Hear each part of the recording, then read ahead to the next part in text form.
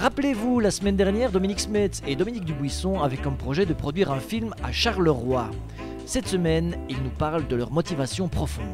Ce que nous voulons, c'est que ce long métrage, il soit le reflet de la vraie identité de notre région. Alors je dis la vraie identité, pourquoi ? Tout simplement parce que depuis 4 ans, les médias s'acharnent à décrire notre région comme une région polluée, où il n'y a que des magouilleurs. Vous savez, si tous les jours on vous dit que vous habitez une région remplie de pourriture, vous allez finir par sentir la pourriture et vous allez finir par le devenir. Nous devons absolument abandonner l'image qu'on nous a collée, celle d'un pays noir. Je vous rappelle que les couleurs de Charleroi sont le noir et blanc. Et je pense qu'il est temps de blanchir notre pays noir et de lui redonner un vrai visage, son vrai visage, un visage humain.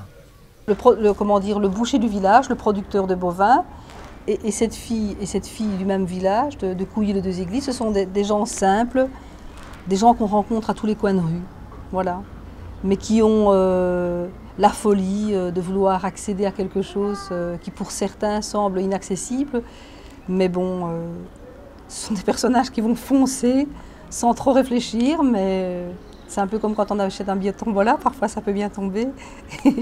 Voilà, quoi, donc on ne sait jamais, quoi.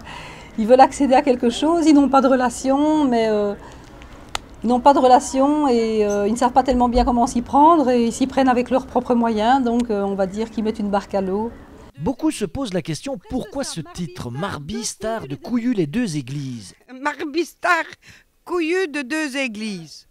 Marbi des Couillous des deux églises.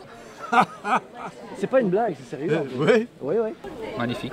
Tu peux me répéter le titre? Marbistar de Couilly-les-Deux-Églises. Marbistar de deux Couillous de deux églises. C'est-à-dire que je cherchais un titre de film, je voulais le nom d'un village et puis évidemment en me promenant j'ai découvert une petite ville qui s'appelle Couillé-Queux et c'est dans le grand Charleroi.